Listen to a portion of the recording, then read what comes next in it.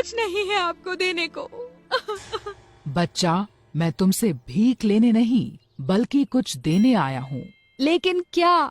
तेरी कोठी के पीछे वाले कमरे में एक जादुई खजाना है जो सही समय आने पर अपने आप तेरे हाथ में आ जाएगा। ग्रहों की दिशा बता रही है कि आज ही वो सही समय है।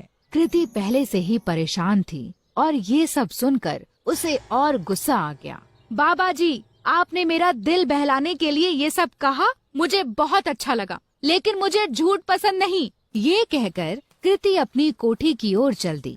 उसे बार बार ये डर सताए जा रहा था कि अगर उसका मालिक बेहोशी से उठ गया तो उसे जिंदा नहीं छोड़ेगा। वहीं दूसरी ओर उसके दिमाग में उस बूढ़े भिखारी की भी बात चल रही थी।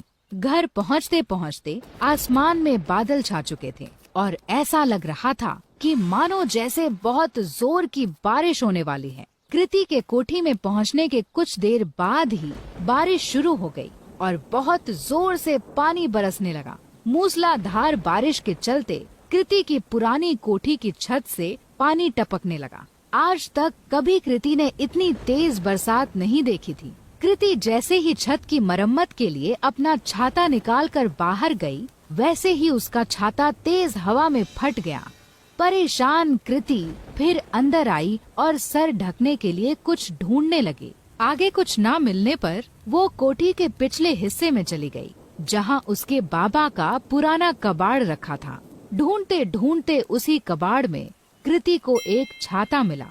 चलो इसी से काम चलाया जाए। ये कहकर कृति मरम्मत का सामान लेकर जैसे ही बारिश में बाहर निकली, बारिश की बूंदें पड़ते ही उस छाते से सोने के सिक्कों की बरसात होने लगी। कृति को ये सब देखकर अपनी आंखों पर विश्वास नहीं हुआ कि उस बूढ़े भिखारी की बात सच निकली। कृति उन सिक्कों को समेटकर अंदर कमरे में आ गई और उसने उन्हें गौर से देखा तो उन्हें सोने का पाया।